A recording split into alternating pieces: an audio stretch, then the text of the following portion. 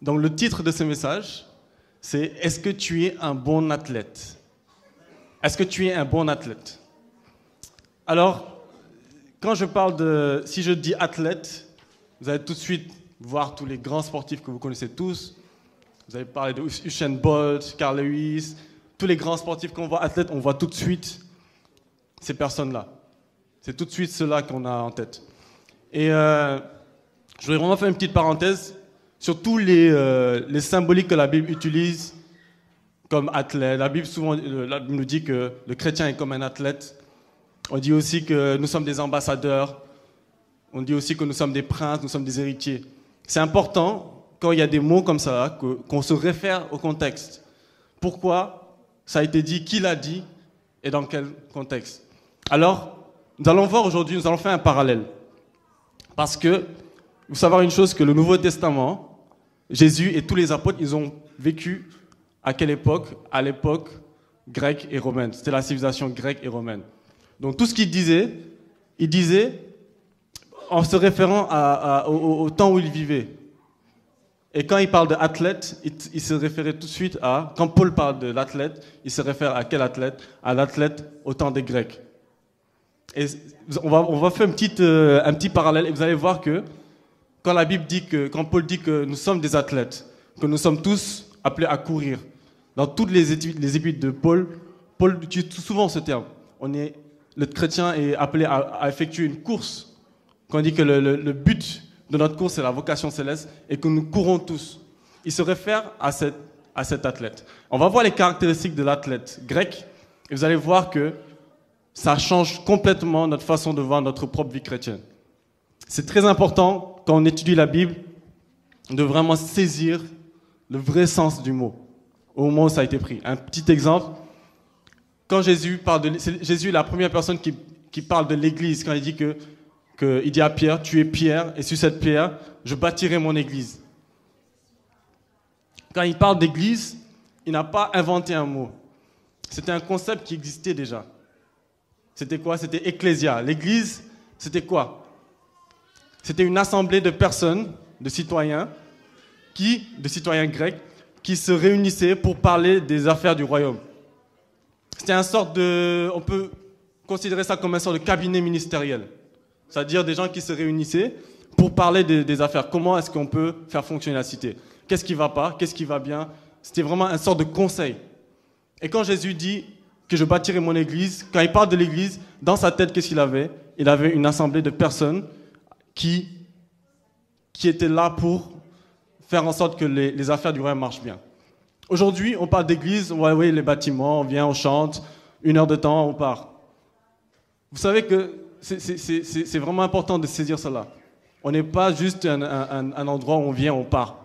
Mais Jésus-Christ, quand il nous a dit que nous sommes une église, il voulait dire quoi? Que nous sommes des personnes qui sont censées être conscients des affaires du royaume et qui devions faire en sorte que le royaume avance. C'était ça la vocation d'église. Et il y a plein d'exemples comme ça dans le Nouveau Testament, de mots qui sont utilisés. Et souvent, on passe au travers on tord le sens et souvent on ne comprend pas le sens des choses. Et au final, on devient des chrétiens superficiels. On n'est pas des chrétiens profonds, on voit les choses superficiellement. C'est une petite parenthèse. Et là, nous allons voir qu'est-ce qu'un athlète grec. C'est bon, chérie? Bon, c'est ma femme qui est derrière, hein, donc elle est. On fait ensemble, voilà.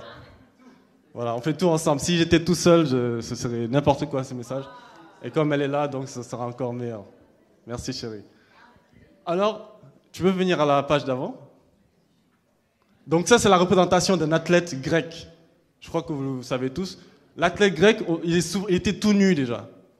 Bon, pas dans la vie courante, hein. C'est seulement dans les compétitions et dans les entraînements. Donc c'était sa particularité. C'était un héros, c'était quelqu'un de fort, de solide. Et ça, c'est une représentation de l'athlète grec. Et quand Paul dit que, quand il nous compare à des athlètes, il fait référence à des personnes comme cela.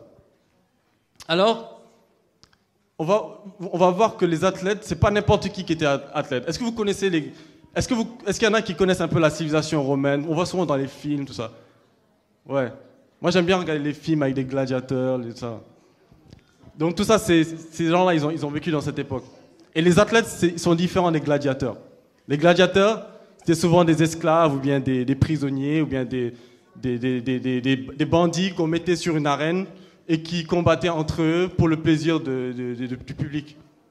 Souvent, ils se battaient même contre des animaux et souvent, ils se faisaient tuer et ça faisait plaisir au public. L'athlète, c'est différent.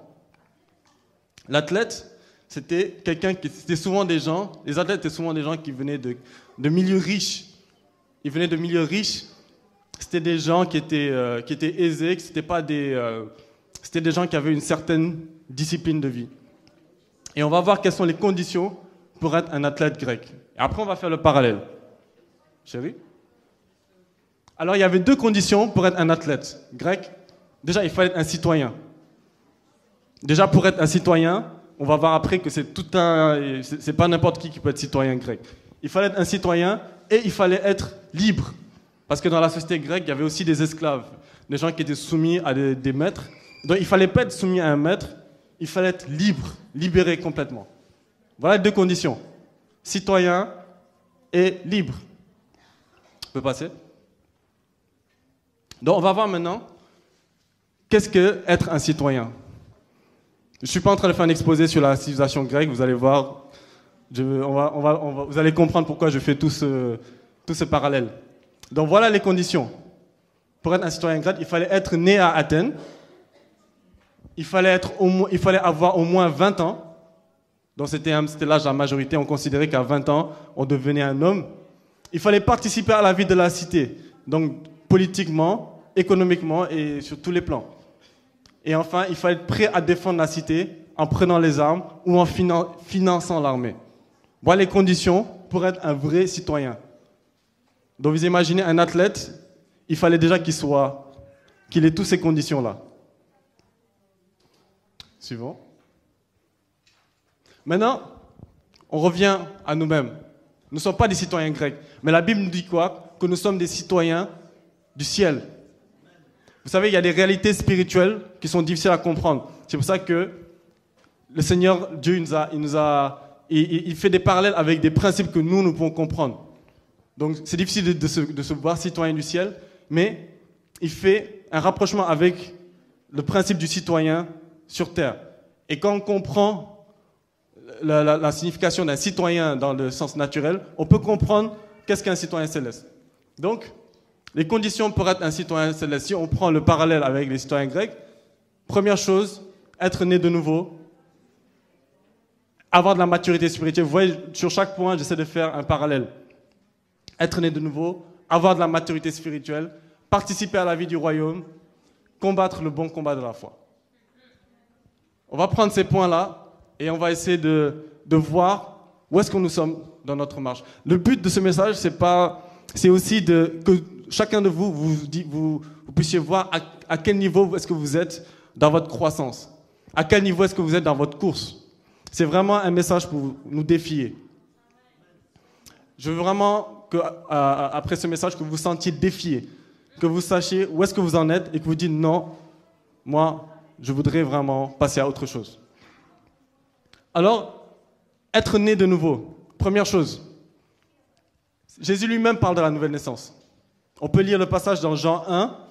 En fait, il y a beaucoup vous voyez, il y a des références en haut, il y a beaucoup de versets qui appuient le message. On ne va pas tous les lire. Donc, si vous avez des notes, je vous invite à prendre les références. Et quand vous êtes chez vous, vous pourrez les méditer et voir les choses plus profondément. Mais on ne va pas tout lire les passages. On va lire quelques-uns seulement. Jean 1. Non, plutôt Jean 3, je pense. Jean 3, plutôt.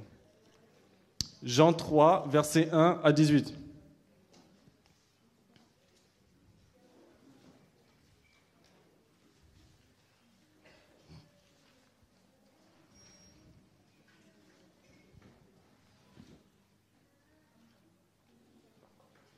Donc vous connaissez le passage là, vous connaissez bien l'histoire de Jésus et Nicodème.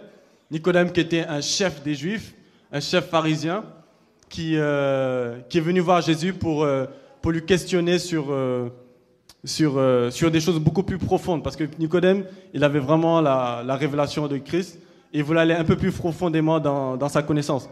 Et donc, il vient voir Jésus. Donc on va lire l'essentiel. Il vient voir Jésus et Il demande comment est-ce qu'on peut arriver à avoir la vie éternelle. Et Jésus lui dit, verset 3, en vérité, je te le dis, si un homme ne naît de nouveau, il ne peut voir le royaume de Dieu. Bien, il ne peut hériter le royaume de Dieu. Nicodème lui dit, comment un homme peut-il naître quand il est vieux? Peut-il rentrer dans le sein de sa mère et naître? Jésus répondit, en vérité, je te le dis, si un homme ne naît d'eau et d'esprit, il ne peut entrer dans le royaume de Dieu. Ce qui est né de la chair est chair, et ce qui est né de l'esprit est esprit. Ne t'étonne pas que je t'ai dit, il faut que vous naissiez de nouveau. Alors Jésus dit, bon, la définition de la nouvelle naissance, naître d'eau et d'esprit. Qu'est-ce qu'il voulait dire par là, Jésus? Naître d'eau, c'est ni plus ni moins que mourir à sa propre vie. Vous savez, quand il y a eu des baptêmes il n'y a pas longtemps, pourquoi l'eau? L'eau, c'est une sorte de sépulture. Quand tu te baptises, quand tu t'immerges dans l'eau, c'est une façon de dire, ok, je meurs à une ancienne vie. Il y a une ancienne nature de moi-même que je suis en train d'enterrer et je renais, je ressors de l'eau dans une nouvelle vie. Tous ceux qui sont fait baptiser, ils le savent. Je suis en train de mourir à mon ancienne vie. Et c'est ça que Jésus dit à Nicodème. Et si tu veux vraiment naître de nouveau, si tu veux devenir une nouvelle personne, commencer une nouvelle vie, un nouveau cheminement avec moi, il faut que tu meurs à ton ancienne vie. C'était quoi l'ancienne vie de Nicodème? C'était toute la religiosité qu'il a eue pendant toutes ces années. Il était pharisien, donc c'était vraiment l'esprit religieux. Il fallait qu'il meure à cela. Vous aussi, peut-être vous avez d'autres choses à lesquelles vous devez mourir. C'est ça la nouvelle naissance. Déjà, première étape, naître d'eau et d'esprit. C'est-à-dire qu'une fois que tu as laissé ton ancienne vie, c'est maintenant le Saint-Esprit qui vient mettre le sceau sur toi. Et c'est là qu'on appelle le baptême du Saint-Esprit. C'est là que le Saint-Esprit vient prendre possession de toi-même et c'est là que tu deviens une nouvelle personne. Beaucoup de gens ici peuvent témoigner de ce qu'ils étaient avant. Ils disent que moi, j'étais un ancien alcoolique, j'étais si... J'ai laissé tomber cette nature et là, je suis une nouvelle personne. C'est ça la nouvelle naissance. Mais le Seigneur ne demande pas juste de rester à la nouvelle naissance. Parce que vous savez, la croissance spirituelle n'a rien de différent avec la croissance avec l'âge. La façon dont un enfant grandit, né de sa mère, devient un enfant, devient un adolescent, ensuite devient un adulte et va engendrer d'autres enfants, c'est exactement la même chose que dans la croissance spirituelle. Et la nouvelle naissance, c'est quelqu'un qui est né de nouveau, il n'est qu'un nourrisson pour le moment. Il n'est qu'un nourrisson et il est appelé à grandir. Et on est nourrisson dès lors qu'on abandonne une ancienne vie et on accepte que le Saint-Esprit prenne contrôle de notre vie. Maintenant, le but à chacun pour nous aujourd'hui, c'est de voir où est-ce que j'en suis. Si je ne suis pas encore arrivé au stade où je meurs à une ancienne vie, si je cajole encore mon ancienne vie et que je la trimballe avec moi, ça veut dire quoi? C'est que je ne suis même pas encore né. Je ne suis même pas encore né. Et la Bible nous dit déjà, naître de nouveau. Donc le Seigneur nous interpelle chacun. Peut-être vous êtes là, vous dites où est-ce que j'en suis? Voyez le processus, voyez comment par rapport à ce message, comment les choses avancent et essayez de réfléchir et vous dire où est-ce que vous en êtes dans votre croissance. Donc naître de nouveau, mourir à soi-même et marcher par l'esprit. Et il y a une chose que je fais une petite parenthèse, c'est que souvent on pense que la croissance spirituelle, c'est sur une longueur d'année, une grande longueur d'année, sur 20 ans, 15 ans et tout. Vous savez quoi? Pierre, l'apôtre Pierre, entre le temps où il était, entre le temps où Jésus l'a appelé en tant que pécheur, et le Pierre de la Pentecôte qui a révolutionné et a ramené 3000 âmes, vous savez combien de temps il s'est passé? 3 ans seulement. 3 ans. Entre le Paul qui tuait les chrétiens, qui massacrait les chrétiens, qui persécutait l'Église, et le Paul qui a révolutionné toute l'Europe, qui a évangélisé, il s'est passé même pas 5 ans. Donc imaginez quelqu'un par exemple de l'État islamique qui vient, qui se convertit, 5 ans plus tard, c'est lui qui révolutionne le monde.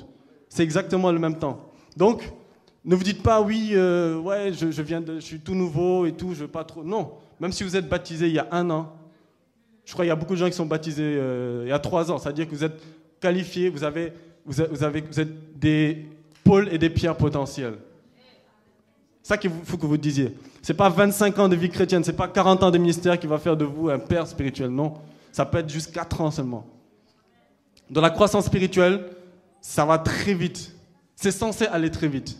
Ça peut aller très lentement, mais ça dépend de nous. On peut avoir 40 ans de vie chrétienne et être nouveau-né. On peut même avoir 40 ans de vie chrétienne et ne même pas encore être né. Ça, c'est autre chose. Donc ça, c'est une chose. Être né, il faut déjà naître. Et la maturité, elle commence. Et comment est-ce que Dieu, la Bible appelle les chrétiens matures, sont les fils de Dieu. Les fils de Dieu. Il y a une différence entre un enfant de Dieu et un fils de Dieu. Dans la nouvelle naissance, on devient enfant de Dieu. On est un enfant de Dieu. La Bible dit que ceux qui croient en son nom, ceux qui croient au nom de Jésus-Christ, ont reçu le pouvoir de devenir enfants de Dieu. Ils sont enfants de Dieu. Mais après, pour devenir fils de Dieu, la Bible dit que celui qui est conduit par l'Esprit de Dieu, il devient maintenant fils. Il devient fils de Dieu. Et l'enjeu de tout ça, c'est un héritage. C'est-à-dire que nous, quand on devient enfant de Dieu, ce qu'il y a au bout de notre voyage, c'est l'héritage. On est censé hériter le royaume de Dieu. Quand on dit hériter le royaume de Dieu, c'est pas après la mort, c'est sur terre. On est censé profiter, si je peux dire ainsi, profiter des bénédictions et des privilèges d'un enfant de Dieu, des privilèges que Dieu accorde à ceux qui croient au nom de Jésus-Christ. La Bible dit que nous sommes bénis de toutes sortes de bénédictions célestes, de bénédictions spirituelles dans les lieux célestes. Ça dit qu'on a des bénédictions en grande masse. Et la bénédiction ultime, c'est quoi? C'est participer même à la vie de Dieu. C'est-à-dire avoir la nature de Dieu même en nous. Ça, c'est l'héritage. Être imprégné de la puissance de Dieu. C'est à ça que Dieu nous appelle. Mais pour atteindre ce niveau, il faut être fils de Dieu. On peut être un enfant de Dieu, avoir une promesse d'héritage et ne jamais toucher à l'héritage. Oui? Pardon? D'accord. Je vais un peu plus doucement. Alors, donc, j'en étais où?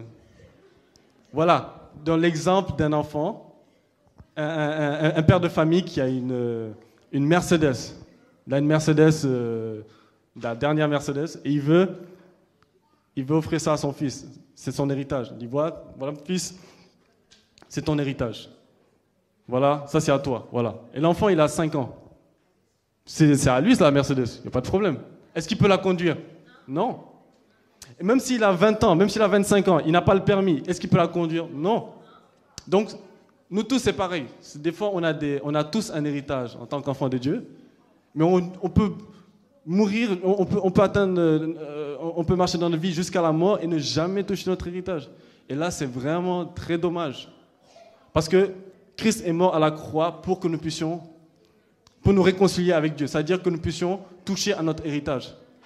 Pour que nous devenions fils. La Bible dit qu'il est mort pour que nous puissions devenir fils de Dieu. Donc, en tant que chrétien, un chrétien déjà qui veut juste se contenter, oui, je suis né de nouveau, j'ai accepté le Seigneur Jésus-Christ, voilà, allez, je suis sauvé. En vérité, il n'est même pas sauvé. Pourquoi? Parce que dès lors que quelqu'un me disait que avec le Seigneur, il n'y a pas de mariage blanc. Pourquoi je dis ça? Parce que déjà, Christ, il compare notre relation avec lui avec un mariage. C'est quoi un mariage blanc? C'est quand je marie avec quelqu'un pour profiter d'un certain avantage. Des fois, on peut se marier avec quelqu'un sans l'aimer. Ça arrive. Mais on se marie avec telle personne pour profiter de tel avantage sans forcément avoir une relation d'amour avec la personne. Et souvent, on fonctionne comme ça. On dit, bon, si je crois au nom de Jésus, je vais au ciel, je suis sauvé, voilà, je ne vais pas en enfer. Là, c'est comme si c'était un mariage blanc que tu fais. C'est-à-dire que tu t'engages avec le Seigneur juste pour ne pas aller en enfer. Mais le Seigneur veut que tu t'engages pour une relation avec lui. L'Apocalypse la fin de temps parle du mariage, le mariage de l'épouse, c'est-à-dire une relation d'union, une relation d'amour entre l'Église et le Christ. Donc si tu fonctionnes en disant non, je suis sauvé, je ne vais pas aller en enfer, la vérité c'est qu'au fond tu n'aimes pas vraiment le Seigneur Jésus-Christ. Mon but est de te défier aujourd'hui, c'est vraiment que tu sens dire où est-ce que j'en suis, est-ce que je suis même sauvé, est-ce que je suis sauvé? Les temps sont durs et on a besoin de se situer. Le Seigneur peut venir à n'importe quel moment. Il suffit de voir les infos et de voir que le temps est proche. Donc voilà le chrétien mature. C'est un fils de Dieu. Il est conduit par l'Esprit de Dieu. Et quand il est fils de Dieu, il touche à son héritage. Et l'héritage, c'est quoi? C'est qu'il a la présence de Dieu. Il a la vie de Dieu lui-même en lui. On va lire un passage pour expliquer tout ça. Vous me suivez? Excusez-moi, ça va, hein? Sûr? Ok.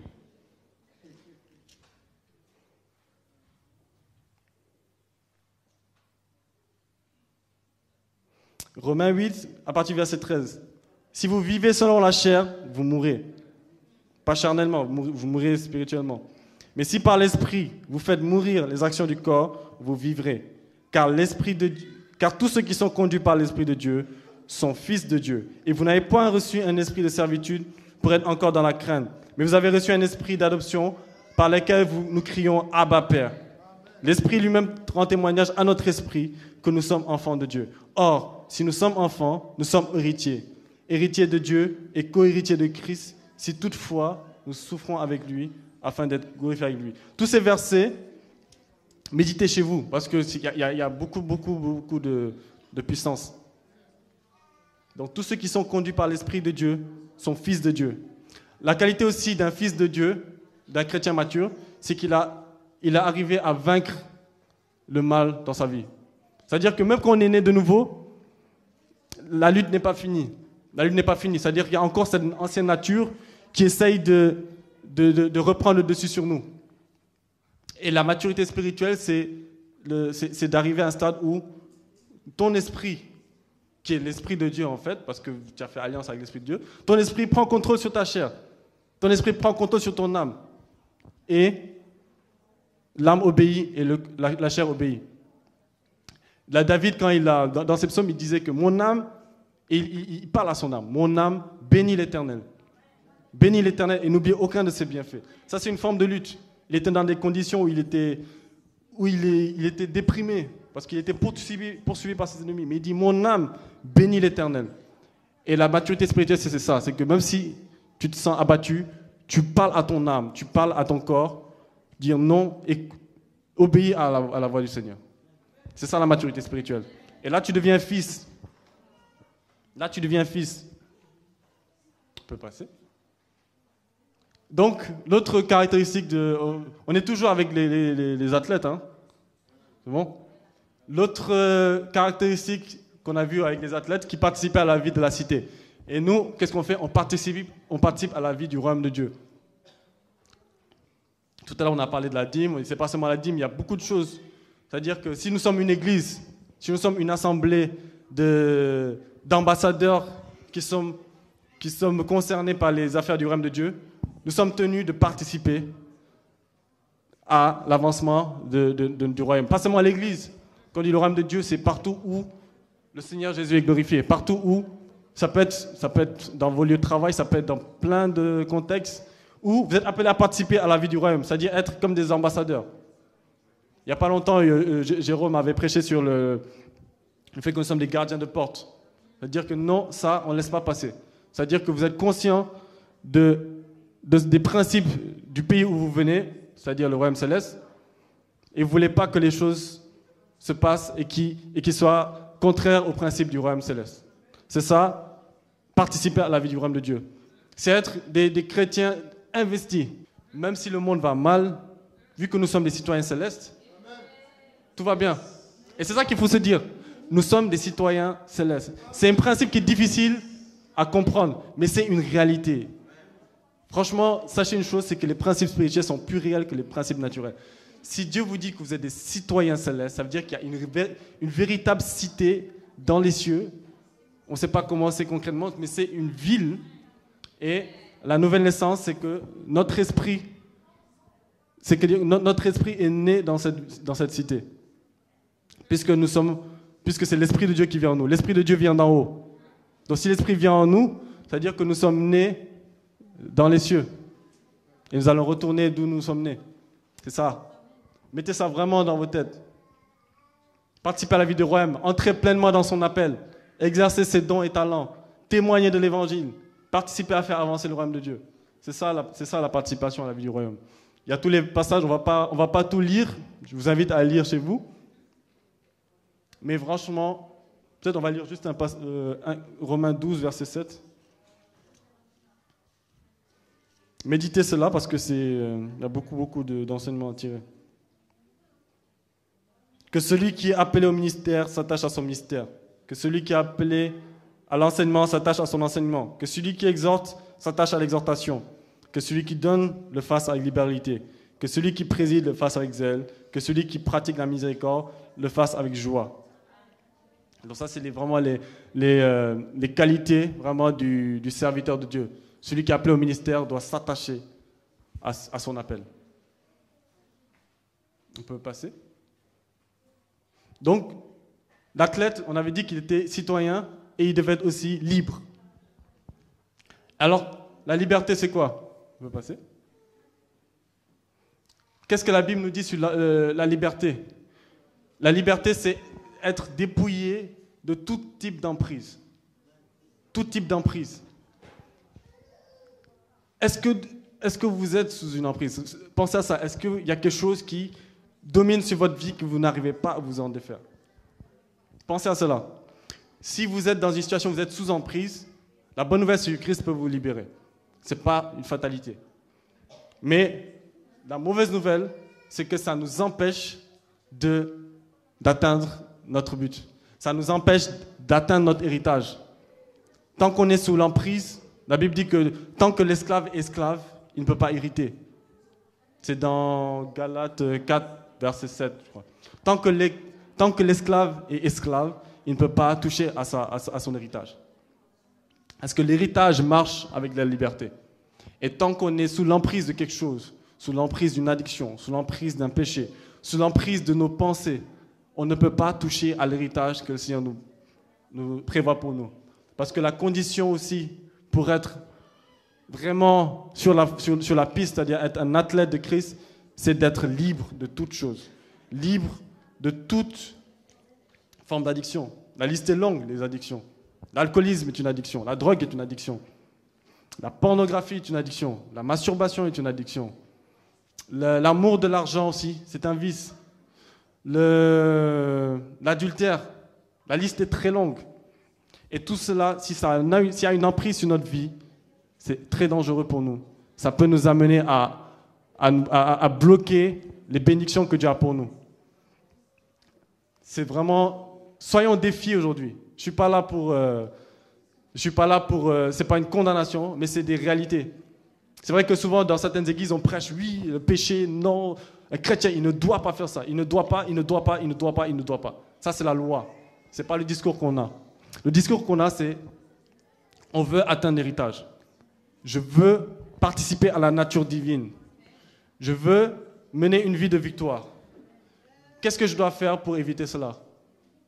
Si c'est l'emprise qui m'empêche de cela, d'atteindre cela, alors il faut que je m'en débarrasse.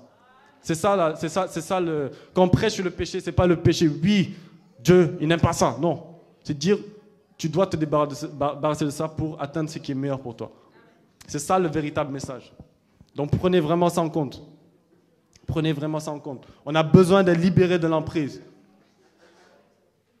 On a besoin d'être libéré de l'emprise, des emprises démoniaques, de toute forme d'addiction, de la religiosité qui nous empêche d'avancer. Et donc un esclave n'hérite pas malgré la promesse, comme j'avais dit tout à l'heure. On peut avoir une promesse extraordinaire. Le peuple d'Israël, c'est le meilleur exemple.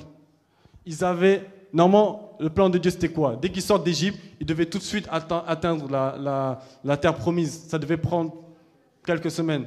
C'était ça le plan de Dieu. Ils devaient juste passer la mer Rouge, passer quelques temps au désert et arriver à Canaan, même s'il y avait des géants, ils allaient rentrer tranquillement. Dieu allait les délivrer des géants et ils allaient jouir d'un pays où coule le lait et le miel. C'est ça que Dieu dit. C'était ça qui était censé être le scénario. Qu'est-ce qui s'est passé? Ils ont fait 40 ans dans le désert. Le peuple d'Israël, à cette époque, c'est le peuple le plus... Quand on pense à leur sort, on a envie de dire, ils sont insensés, quoi. On a envie de dire, mais vous êtes fous. Vous avez vu les promesses que Dieu a pour vous? Vous avez quitté l'esclavage et on vous propose un pays où coule le lait et le miel, avec toutes sortes d'arbres fruitiers. Et vous avez négligé ça parce que vous êtes resté encore en Égypte. Il disait même que oui, c'était mieux vaut qu'on reste en esclavage en Égypte. comment tu peux toucher à ta promesse si tu penses encore à ce qui t'a mis en esclavage? Conséquence, il y en a qui sont même morts dans le désert. Ils sont nés esclaves, ils sont morts esclaves, dans le malheur. Alors qu'ils auraient pu éviter tout cela. Et souvent, on a le même scénario. On a des très grandes promesses, on a un très grand appel, on a des très grandes promesses de bénédiction sur notre vie. Mais on passe à côté de cela, pourquoi? Parce qu'on chérit les choses qui nous maintiennent esclaves. On chérit nos béquilles. Et ça, si vous voulez vraiment entrer dans la promesse, parce que Dieu a dit qu'il a des projets de paix et non de malheur, afin de nous donner un avenir et de l'espérance. Ce qui nous empêche d'atteindre cet avenir et cette espérance, c'est ce qui nous maintient esclaves. Et vous savez tous ce qui vous maintient esclaves. Moi, le premier. On sait tous ce qui nous maintient esclaves. La Bible nous dit, dans Hébreux 12, Hébreux 12,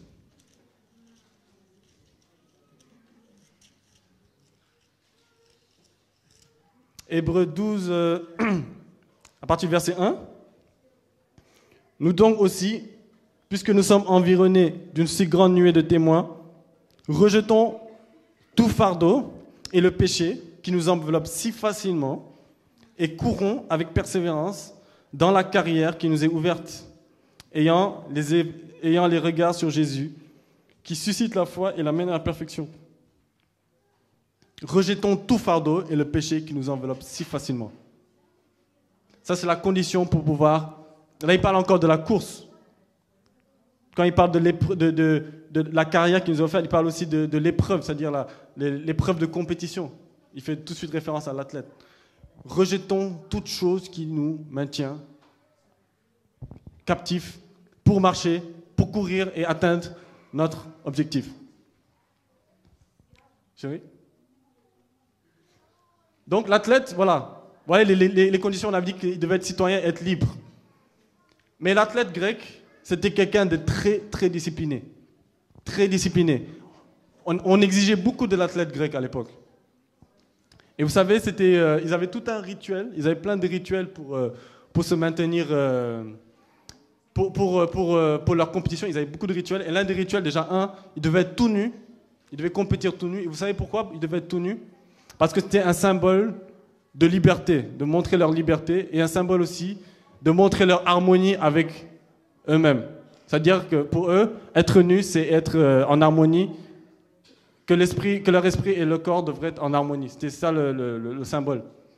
Que l'esprit soit en harmonie avec le corps. Et qu'est-ce qu'ils se faisaient les athlètes grecs? Ils se couvraient d'huile d'olive, de la tête aux pieds. Pourquoi? Pour se protéger. C'était une forme de protection. Ils se couvraient, ils étaient oints de la tête aux pieds avant la compétition. Et ils se mettaient du sable sur eux. Donc tout ça, c'est des symboliques que Paul lui-même savait. Et quel est le symbole de l'huile? Qu'est-ce que représente l'huile en tant que chrétien? Vous savez? C'est quoi? Quand on parle de l'onction, c'est quoi? C'est l'Esprit de Dieu. C'est-à-dire que nous, quand on est athlète, en tant que chrétien, la présence du Saint-Esprit sur nous, c'est une sorte de protection. Et c'est ça qui est nécessaire pour commencer la course. Avant de commencer notre course, il faut que nous soyons consacrés. C'est une forme de consécration, consacrés au Saint-Esprit. Et en harmonie avec eux-mêmes. La Bible dit que notre corps est le temple du Saint-Esprit. Et que celui qui détruit le temple du Saint-Esprit, il attaque le Saint-Esprit directement. Donc, être en harmonie avec nous-mêmes, c'est-à-dire que nous, on va pas, je ne sais pas si on va dire être en harmonie, parce que souvent, c'est des termes qui sont plus, comment dire, New Age, comme ça, harmonie, l'harmonie, zen et tout. Non. L'harmonie avec nous-mêmes, c'est quoi? C'est tout simplement de respecter notre corps, de considérer notre corps, non pas comme notre propriété, c'est la Bible qui le dit, hein. Notre corps ne nous appartient pas, notre corps appartient au Saint-Esprit. Être en harmonie avec soi-même, c'est dire que non, mon corps, il appartient au Saint-Esprit. Mon corps appartient à Dieu, il ne m'appartient pas. Si je le détruis, si je le souille, je souille le Saint-Esprit. C'est ça l'harmonie. Donc ça, c'est une discipline de l'athlète. Et nous sommes des athlètes. Ce n'est pas quelques-uns, on est censés tous des athlètes. Un chrétien est un athlète, d'après la Bible. Et quand on dit athlète, c'est toutes ces disciplines-là. Toute cette discipline-là.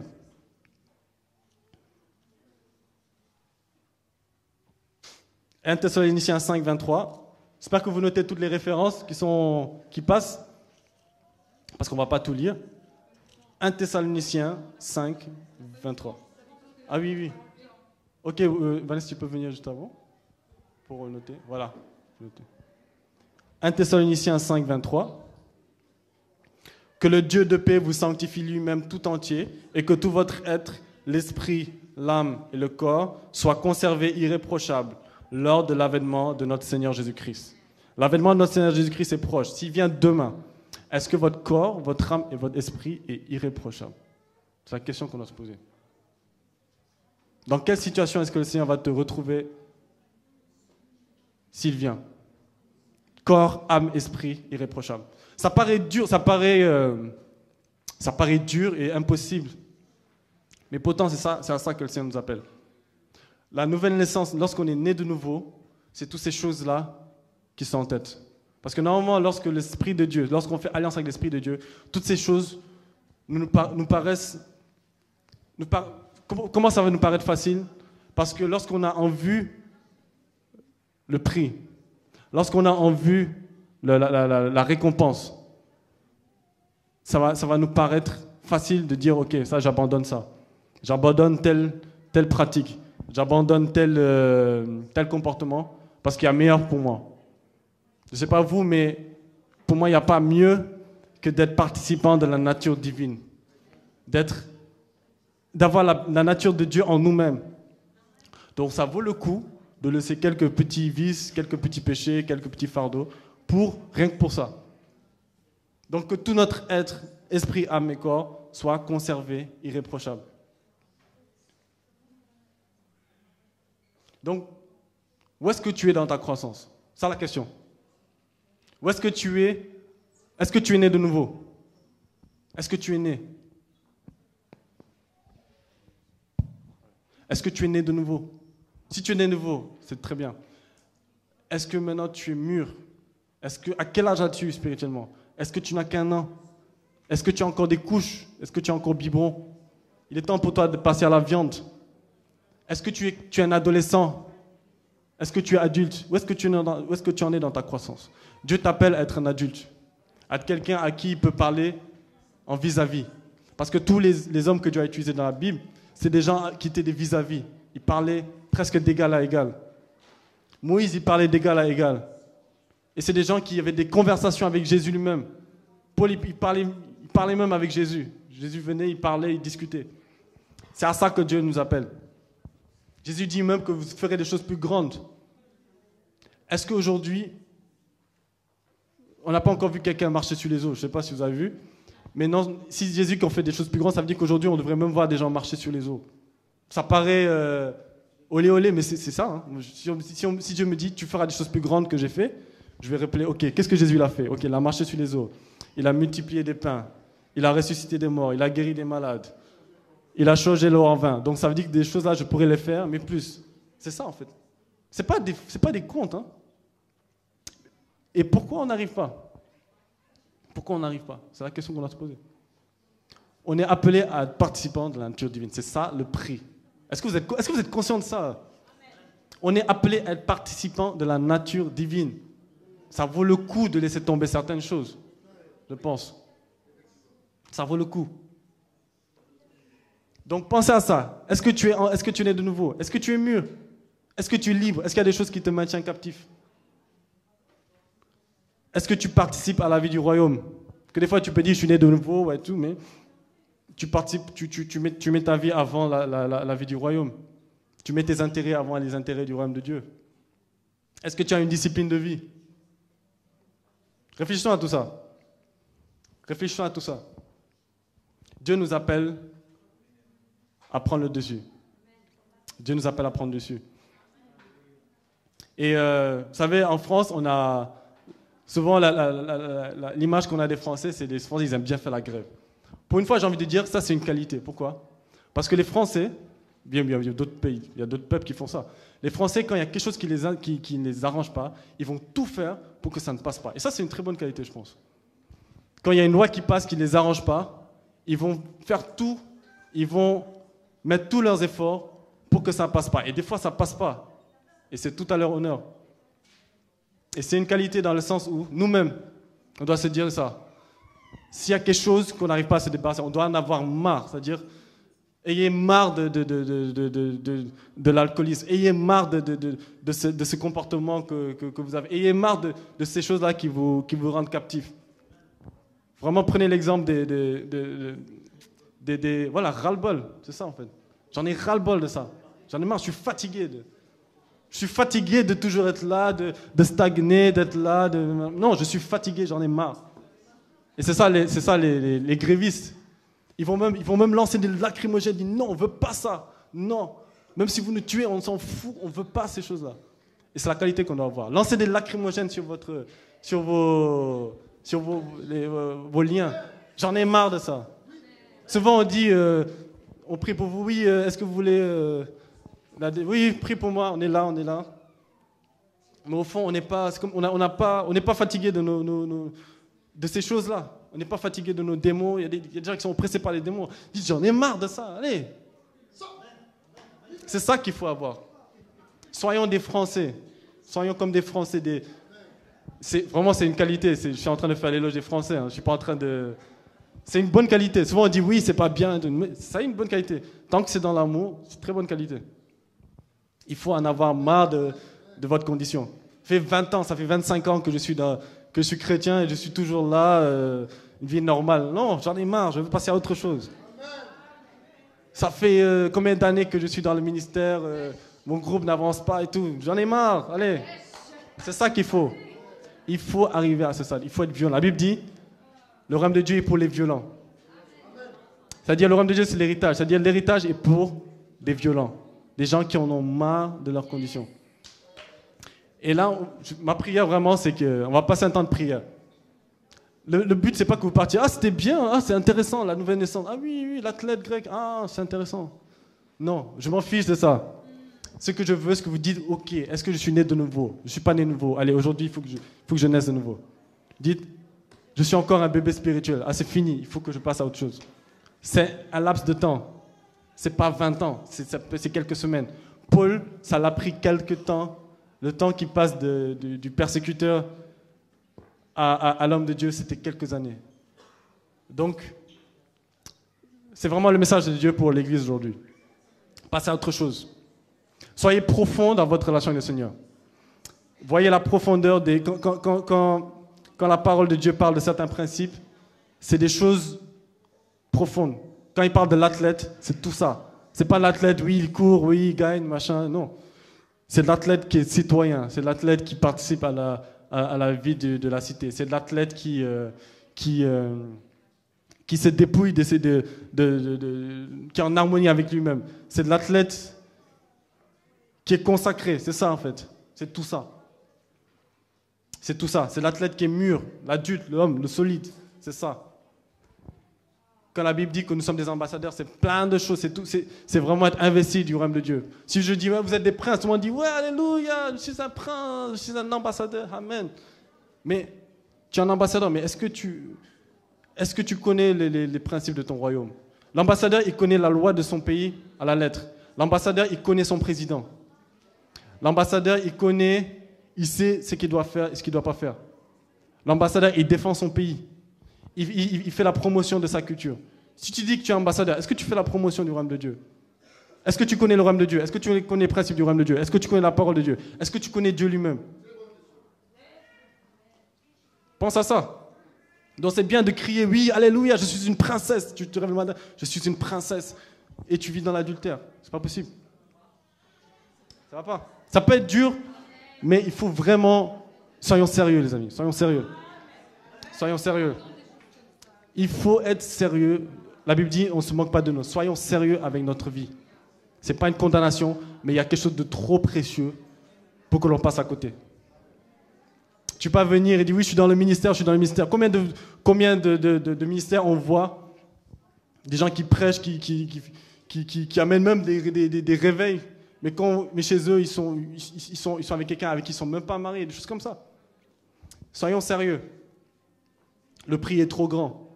La récompense est trop précieuse pour que l'on passe à côté. Et là, dans 2 Timothée 2,5, c'est dit que l'athlète n'est pas couronné s'il ne combat pas selon les règles. Si tu veux avoir ta couronne, combat selon les règles. Combat selon les règles. Les règles, c'est tout ce qu'on a vu, toute cette discipline. Combat selon les règles. Je vais appeler la louange. On va vraiment mettre notre vie devant Dieu. On va pas laisser passer cette parole. C'est une parole du Seigneur. Et c'est important que tu te positionnes.